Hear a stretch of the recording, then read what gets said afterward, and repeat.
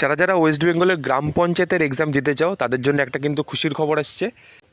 এবার 11,000 ভ্যাকেন্সি কিন্তু ডিসেম্বরের মধ্যে কমপ্লিট হয়ে যাবে শুধুমাত্র গ্রাম পঞ্চায়েতে।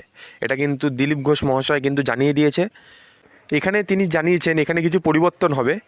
আগে কি হতো, আগে গ্রাম পঞ্চায়েতের যত এক্সাম হতো প্রত্যেকটা ডিস্ট্রিক্ট ওয়াইজ হতো, ওখানকার ডিএম অফিস থেকে অর্গানাইজ করতো। এইবার সেটা আর হবে না, এইবার পিএসসি অর্গানাইজ করবে।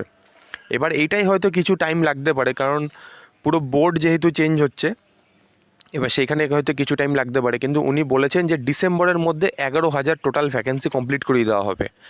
অনেকজন হয়তো ভাবতে পারো সেই তো কত বছর ধরে শুনেই যাচ্ছি গ্রাম পঞ্চায়েতের পরীক্ষা, আদৌ কি হবে? হ্যাঁ হবে, কারণ উনি কিন্তু বারবার বলছে কর্মীদের অভাব আছে, গ্রাম পঞ্চায়েতের বিভিন্ন রকম অফিসে প্রচুর কর্মীদের অভাব। তা উনি যেহেতু একটা পদে বসে আছেন এখন, তা উনি যেখানে বারবার করে বলছে যে কর্মীদের অভাব আছে এবং আমরা ইমিডিয়েটলি ভ্যাকেন্সি কমপ্লিট করাবো, ডিসেম্বরের মধ্যে করাবো, তা এইটা কিন্তু সবাই কনফার্ম থাকো। নোটিশ যখনই বেরিয়ে যাবে এক ফোঁটাও কিন্তু টাইম পাবে না কেউ, 2-3 মাসের মধ্যে পুরো ভ্যাকেন্সি কমপ্লিট করিয়ে নেবে ওরা। এবং ভ্যাকেন্সির প্রসেসে যাতে স্বচ্ছতা আসে এই জন্য কিন্তু পঞ্চায়েত বোর্ডকে আর কোনো রকম দায়িত্ব দিচ্ছে না, এবার সম্পূর্ণ দায়িত্ব কিন্তু পিএসসির হাতে তুলে দেবে যাতে স্বচ্ছতা আসে। আমরা পিএসসির হিস্ট্রিও জানি, কিন্তু যেহেতু এখন সরকার চেঞ্জ হয়েছে আমরা একটু আশার আলো দেখতে পারি অবশ্যই। যেহেতু এখনও কোনো রকম নতুন ভ্যাকেন্সি এই সরকার এখনও বের করেনি, তা বের করার পরেই বোঝা যাবে যে স্বচ্ছতা হচ্ছে নাকি হচ্ছে না।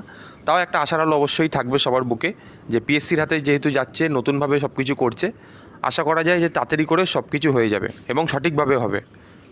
দিলীপবাবু যখন এই কথাগুলো বলছিলেন যে ডিসেম্বরের মধ্যে 11,000 ভ্যাকেন্সি কমপ্লিট করিয়ে নেবেন, তখন তিনি সাথে আরও কিছু জানান যে যেসব গ্রাম পঞ্চায়েতের যেসব লোকরা আছে, যারা পার্টিগত লোক, যারা অফিসে যাচ্ছে না, কাজ করছে না, পালিয়ে পালিয়ে বেড়াচ্ছে বা ইচ্ছা করে যাচ্ছে না, যে বিজেপি সরকার এসছে বলে যাচ্ছে না, তাদের তিনি আবার ওয়ার্নিংও দিয়েছেন যে যদি কাজে যোগ না দাও তাহলে ডিমের বদলে বাড়িতে পাথর মারা হবে।